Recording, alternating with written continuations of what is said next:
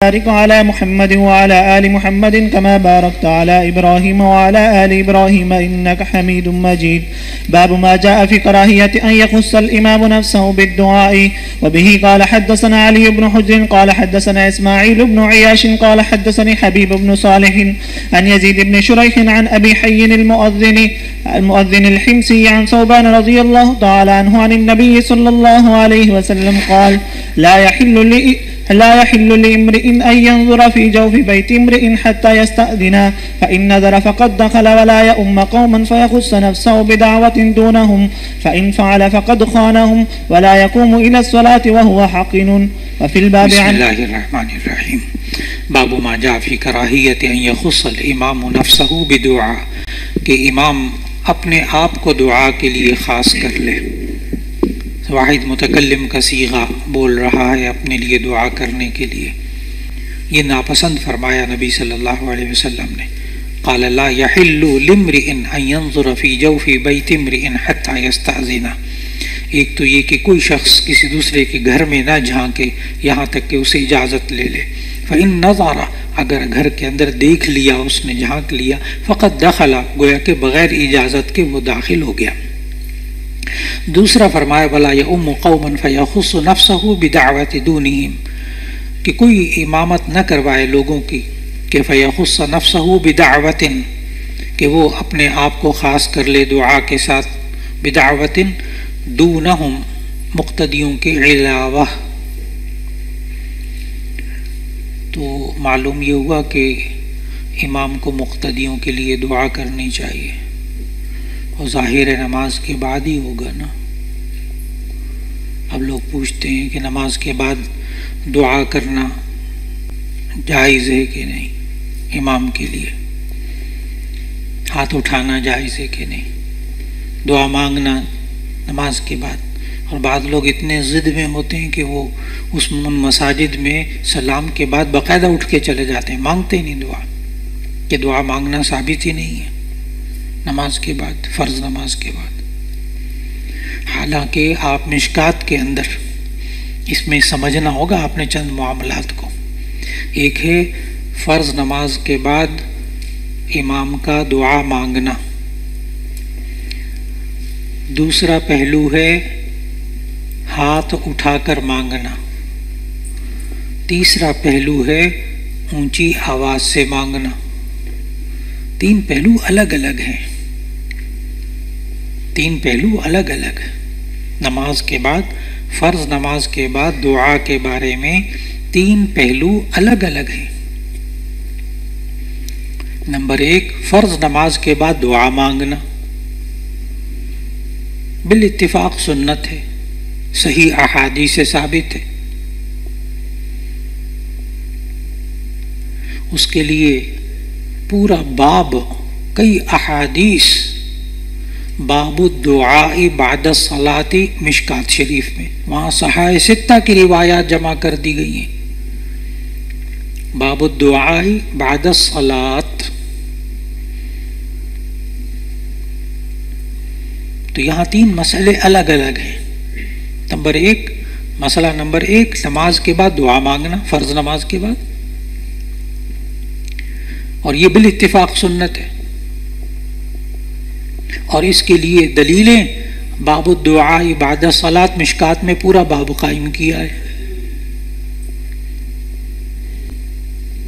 कि नबी सल्लल्लाहु अलैहि वसल्लम ने नमाज पढ़ाई और उसके बाद ये दुआ मांगी, ये दुआ मांगी। वहाँ सारी दुआएं मौजूद है, इतनी सारी, हर एक दलील है कि फ़र्ज़ नमाज के बाद दुआ मांगना हदीस से साबित है।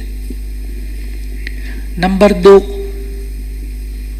आवाज़ के साथ मांगना। मसला नंबर दो, आवाज़ के साथ मांगना। तो बहुत ज़ोर से आवाज़ ना भी निकाली जाए,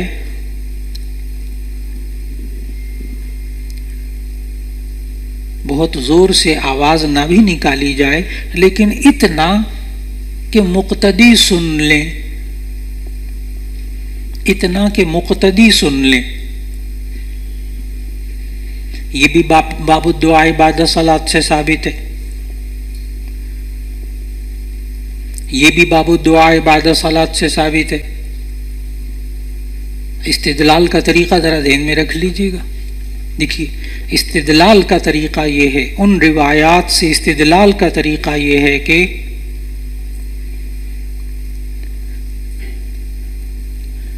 अगर नबी सल्लल्लाहु अलैहि वसल्लम ने आवाज़ के साथ वो दुआ नहीं मांगी थी, अगर नबी सल्लल्लाहु अलैहि वसल्लम ने वो दुआएं आवाज़ के साथ नहीं मांगी थी,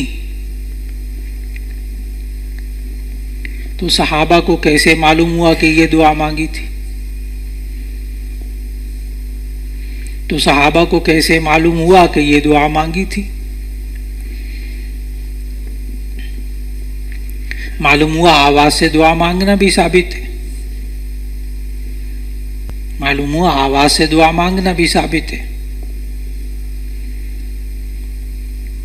वहां एक दो हदीसें नहीं है मौलाना, 3 फसलें कायम की हैं वहां साहिब मिशकात ने। साहिब सित्ता की अलग रिवायात नकल की हैं, मुत्तफ़क़ अलैह रिवायात अलग नकल की हैं, बैहक़ी वगैरह की अलग नकल की हैं। अब आ जाइए नंबर 3 मसला, फर्ज नमाज के बाद हाथ उठाकर दुआ मांगना।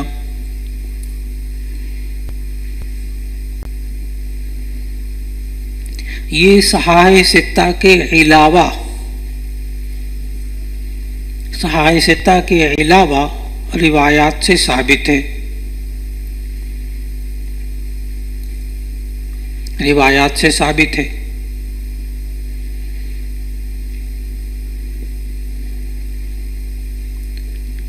और हाथ उठाकर नमाज के बाद दुआ न मांगने की रिवायत या मुमानात की रिवायत,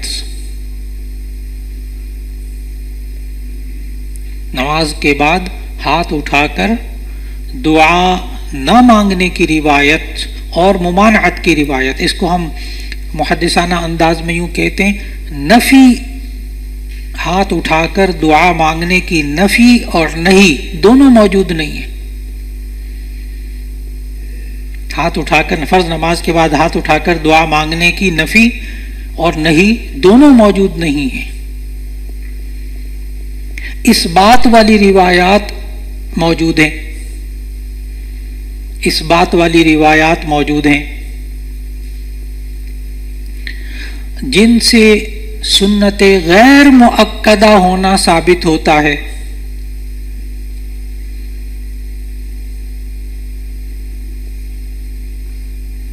नंबर 2,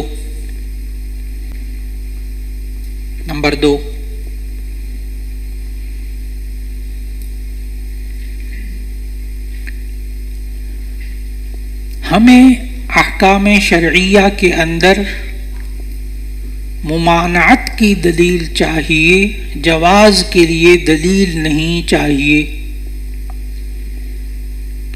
हमें अहकाम शरइया के अंदर जवाज की दलील नहीं चाहिए, मुमानात की दलील चाहिए होती है।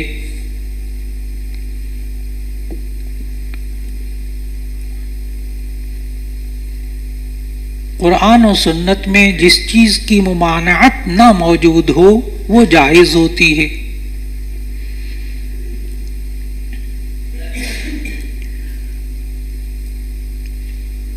लिहाजा नमाज के बाद हाथ उठाकर दुआ मांगना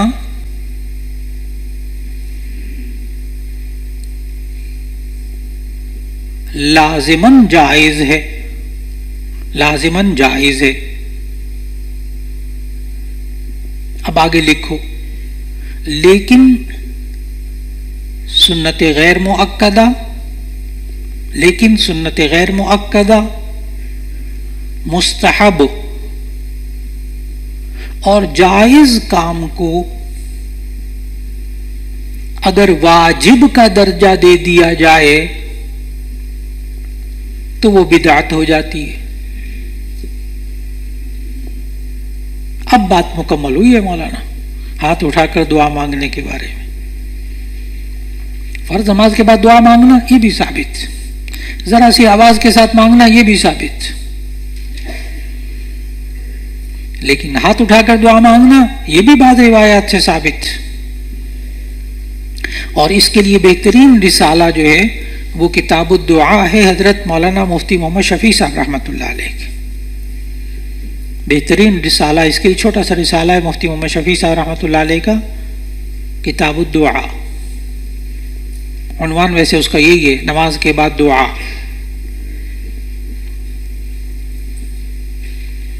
यहां तक ये बात मुकम्मल हो गई। अब जो हजरात बिदअत कहते हैं उसकी वजह वो आखिरी सतर है जो मैंने आपको लिखवाई, कि जो नहीं मांगता उसको लानत मलामत करते। दुआ फर्ज नमाज के बाद दुआ मांगने वाला जो है वो लानत मलामत कर रहा है, और सुन्नत गैर मुअक्कदा के तारिक को आप मलामत नहीं कर सकते। ये याद रखना, अच्छी तरह लिख के रखो। सुन्नत गैर मुअक्कदा के तारिक को आप मलामत नहीं कर सकते, और अगर आपने मलामत शुरू कर दी तो आप लुजूम में चले गए, वजूब में चले गए, अब बिदअत हो जाएगी।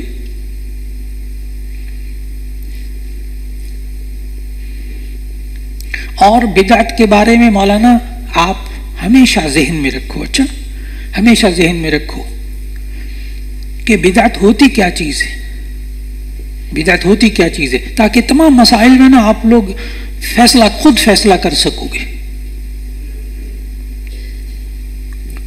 एक हमेशा याद रखना, बिदअत हमेशा असल में जायज काम होता है। बिदअत हमेशा जायज काम होता है, असल में जायज काम होता है। दूसरा जुमला ये लिखो कि गुनाह कभी बिदअत होता ही नहीं। कोई गुनाह का काम बिदअत नहीं होता, वो तो पहले गुनाह है।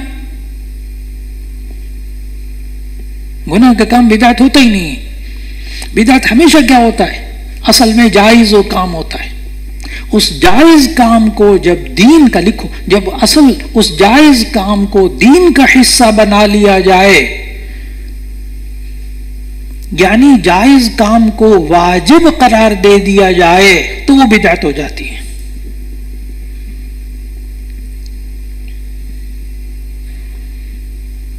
मन अहदस फी अम्रिना हाज़ा फहिय बिदअतुन। मन हदीस पढ़ रहा हूं ना, हदीस में तारीफ मौजूद है बिदअत की। मन अहदस फी अम्रिना हाज़ा, जो हमारे इस दीन के अंदर नई बात पैदा करेगा वो बिदअत है।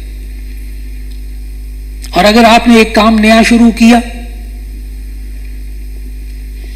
और उसके कोई सबूत नहीं मिलता आपको कुरान और हदीस से, मुमानात नहीं मिलती, जायज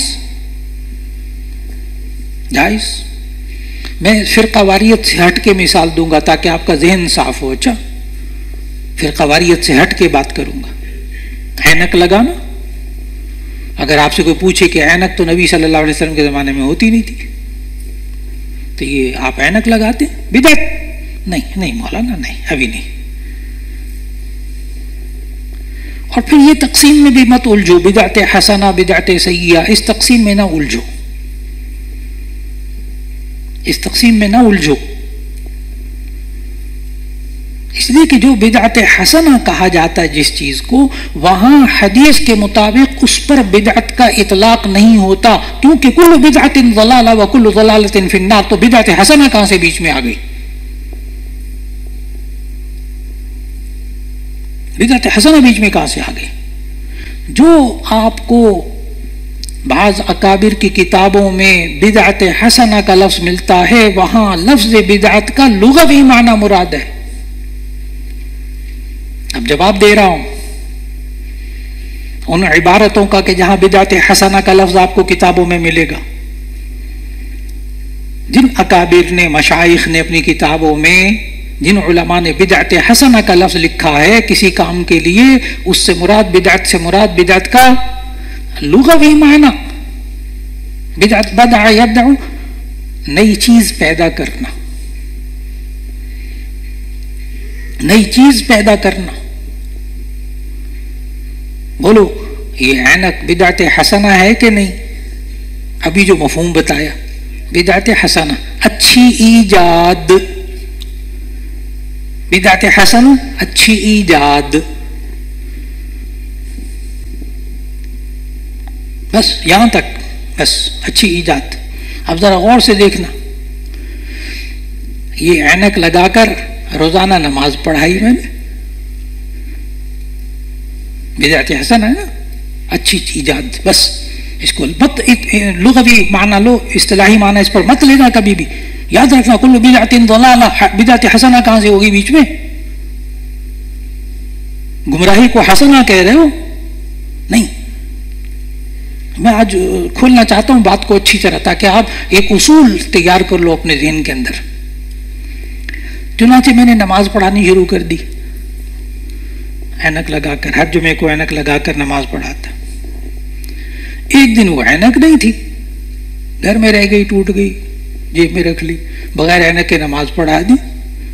अब एक मुक्तदी साहब आए, हजरत आज आपने बगैर ऐनक के नमाज पढ़ाई है, हमारी नमाज नहीं हुई। बोलो क्या हो गया?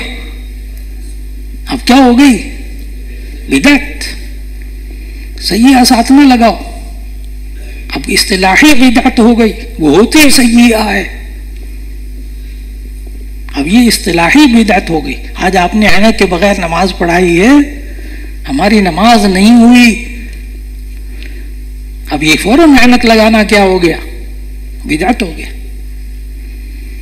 अगर नाराज ना हो तो फिर मैं खुलकर बात करूं जरा थोड़ी सी। मैं फुला मस्जिद में नमाज इसलिए नहीं पढ़ता कि वो इमाम साहब इमामा बांध कर नमाज नहीं पढ़ाते। नाराज नहीं होना किसी ने। मैं फुला इमाम साहब के पीछे इसलिए नमाज नहीं पढ़ता कि वो इमामा नहीं बांध के नमाज पढ़ाते। सोचना होगा इमामे की शरई हैसियत क्या है। सुन्नत गैर मुअक्कदा मुस्तमिर्रा, सुन्नत गैर मुअक्कदा मुस्तमिर्रा।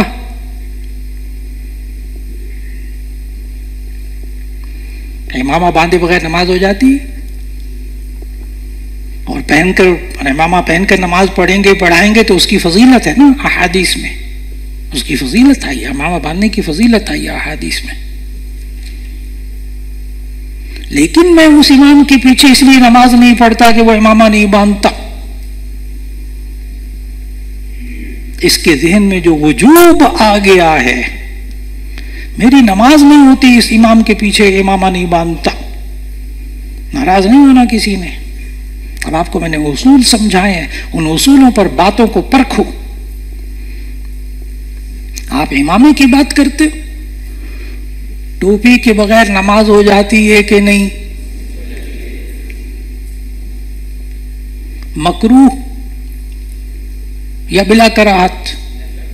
क्योंकि आपको मैंने एक उसूल समझाया पहले कि जी आप हर चीज की हैसियत मुतय्यन करो। टोपी पहनने की क्या हैसियत है, मुतय्यन करो पहले। सुन्नते गैर मुअक्कदा, बावजूद इसके कि नबी सल्लल्लाहु अलैहि वसल्लम ने सारी जिंदगी कभी नंगे सर नमाज न पढ़ी है न पढ़ाई है, सवाए हालत इहराम के। मौलाना बहुत अच्छी तरह याद रखो, ज़ख़ीरा हदीस तलाश करो जाके। नबी सल्लल्लाहु अलैहि वसल्लम ने सारी जिंदगी नंगे सर नमाज नहीं पढ़ी न पढ़ाई, सवाए हालत इहराम के। एक हदीस साबित नहीं करोगे आप। इसके बावजूद सुन्नत गैर मुअक्कदा, लिहाजा टोपी के बगैर नमाज हो जाती।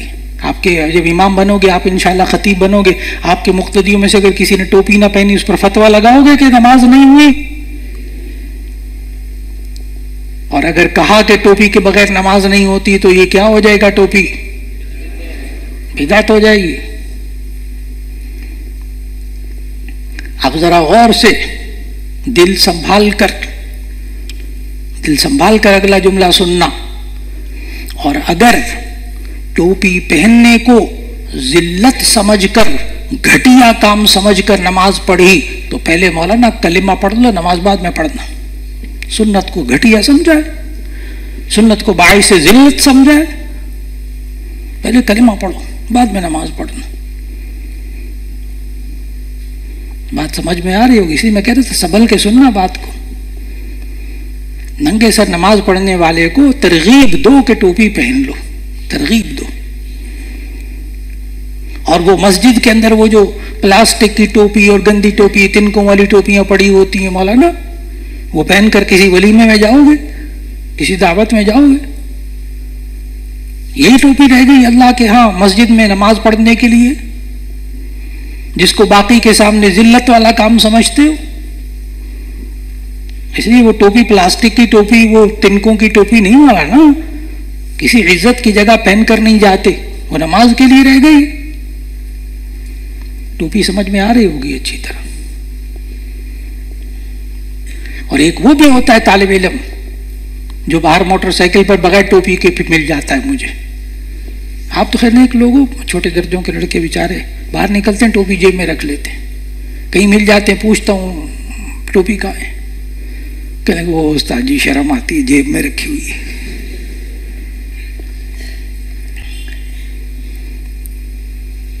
बात को थोड़ा सा खोलूंगा,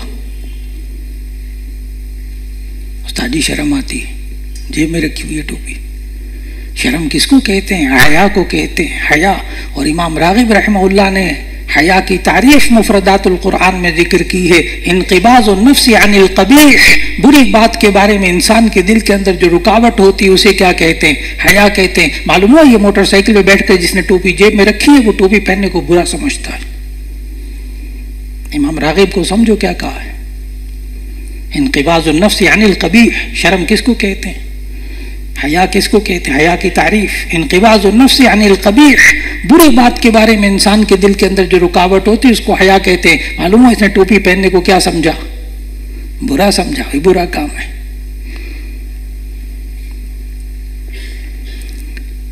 इसलिए बिदअत को बहुत अच्छी तरह समझो। किसी काम पर दवाम से कोई चीज बिदअत नहीं हो जाती। लिखो, किसी काम पर दवाम से कोई चीज बिदअत नहीं हो जाती जब तक कि उसको दीन का हिस्सा ना समझा जाए।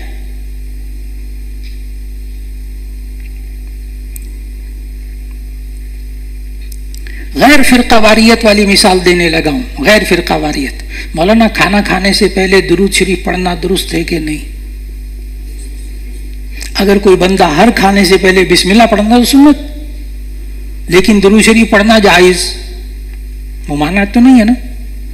हर खाना खाने से पहले दुरूद शरीफ पढ़े, आप सारे पढ़ें, बच्चे भी पढ़ें, आपके नस्ल दर नस्ल। वो हमारे दादाजी पढ़ा करते थे, हमारे बुजुर्ग पढ़ा करते थे, हम भी खाना खाने से पहले दुरूद शरीफ पढ़ते हैं। बोलो बिदअत है कि नहीं? सैकड़ों साल ये चलता रहा, खाना खाने से पहले सारे दुरूद शरीफ पढ़ते रहे। बोलो बिदअत हुई कि नहीं? लेकिन एक खाने पर बैठे हुए एक साहब ने दुरूद शरीफ नहीं पढ़ा खाने से पहले। एक साहब बोले आप मुसलमान नहीं लगते जो आपने दुरूद नहीं पढ़ा खाने से पहले। आप मुसलमान नहीं हैं जो आप खाने से पहले दुरूद शरीफ नहीं पढ़ते। फौरन क्या हो गया? बोलो बिदअत हो गया। देखो मैंने बीच में अजान का लफ्ज तो नहीं बोला ना, मैंने तो किसका लफ्ज बोला? खाने का लफ्ज बोला। लेकिन आपको समझ सब कुछ आ गया। होशियार आदमी है, होशियार आदमी। एक साहब ने कहा कि मैं जुमे की नमाज के बाद, देखो ये भी फिरका वाराना नहीं है, मैं जुमे की नमाज के बाद एक देग बिरयानी पका कर खिलाया करूंगा। बोलो जायज के नाजायज? हर जुमे को वो एक देग बिरयानी पकाकर जुमे के बाद खिलाता था। फिरका वाराना मसला तो नहीं ना।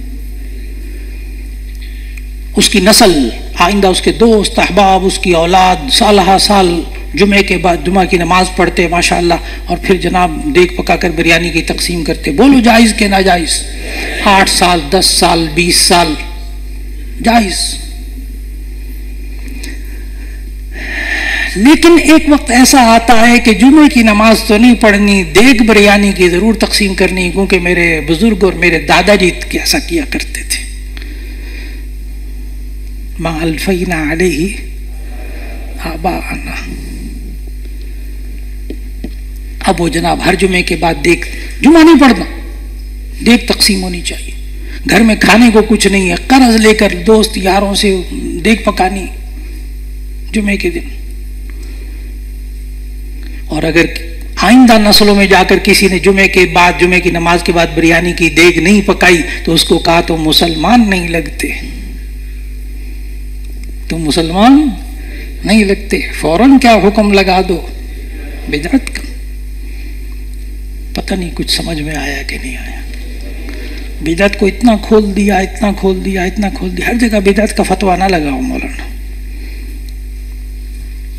लेकिन अब लोग क्या करते हैं, कमाल क्या करते हैं, हुनर क्या दिखाते हैं कि वो फुला वक्त पे जनाब अब वो चिटें आनी शुरू हो गई फिरका वारियत वाली, क्योंकि उसमें मजा आता है ना, उसमें मजा आता है। फिरका वारियत वाले मसलों में बड़ा मजा आता है। नहीं मौलाना निकलो निकलो, फिरका वारियत से निकलो, अपने ज़हनों को मजबूत बनाओ, मजबूत बनाओ। अब लोग क्या करते हैं, अब वो खाना खाने से पहले, मैं फिर फिरका वारियत वाली बात नहीं करूंगा, खाना खाने से पहले भाई दुरूद पढ़ा करो ना, खाना खाने से पहले तरगीब दे रहा है आपको। भाई मैं नहीं पढ़ता, आप लोग सारे इसको लाजिम समझते हो। नहीं नहीं, मैं लाजिम समझ के नहीं पढ़ता मौलाना। जाल देखो, जाल जाल। मैं खाना खाने से पहले दुरूद शरीफ पढ़ता हूं, लेकिन लाजिम हूं नहीं समझता। ठीक है, लाजिम नहीं समझते तो इसको बुरा क्यों कहा था साथ वाले को? फंस गए ना। ये बिदआत को अपनाने वाले लोग ये चालाकी करते हैं, ये आपके सामने होलिया इख्तियार करेंगे, हीला इख्तियार करेंगे। मैं तो बुरा, हम तो लाजिम तो नहीं समझते, हम तो वैसे सवाब समझ के पढ़ते हैं। तो लाजिम नहीं समझते तो फिर न करने वालों को बुरा न कहें। मेरा ख्याल है आखिरी बात भी समझ में आई अच्छी तरह। लिहाजा नमाज के बाद दुआ मांगने की बात जहां से चली थी वो आपको बहुत अच्छी तरह समझ में आ गई, और बिदअत भी बहुत अच्छी तरह समझ में आ गई। जी पढ़िए, इन उसूलों को ध्यान में रखना, फिर आप कभी नहीं घबराओगे बिदअत से। फिर आप, और याद रख लेना, आपसे लोग कहेंगे अच्छा ये बिदअत है, नाजायज है, दलील लाओ। आपको दुनिया में किसी बिदअत के बारे में कुरान और हदीस से दलील, अजीब बात बता रहा हूं आपको, राज की बात, किसी बिदअत के बारे में आपको कुरान और हदीस से मुमानात की दलील नहीं मिलेगी। अगर मुमानात की दलील होती तो वो पहले ही गुनाह हो जाता ना, फिर बिदअत कैसे होता? किसी बिदअत की दलील आपको नहीं मिलेगी। जैसे मैंने अभी एक बिदअत का जिक्र किया, ऐनक पहनने का। अगर ऐनक पहनना बिदअत है, दलील लाए, तो कोई हदीस मिलेगी आपको कि ऐनक पहनना जायज है या नाजायज है? नहीं मिलेगी। खाना खाने से पहले दुरूद शरीफ पढ़ना बिदअत है जी, हाँ लाओ दलील लाओ, नहीं मिलेगी आपको, नहीं मिलेगी। किसी बिदअत के खिलाफ आपको कुरान और हदीस में दलील नहीं मिलेगी। उसको पहले बिदअत साबित करो, उसको पहले बिदअत साबित करो जो तरीका आपको बताया। क्या कि भाई जो आप काम करते हैं ये जायज है, यहां से शुरू करो। बिदअत के खिलाफ बोलते वक्त बात कहां से शुरू करो? ये काम जो आप करते हैं क्या है? जायज है, लेकिन इसको लाजिम ना समझें। अगर दीन का काम समझकर लाजिम समझेंगे तो ऐसी सूरत के अंदर ये बिदअत हो जाएगी, बस बात मुकम्मल हो गई।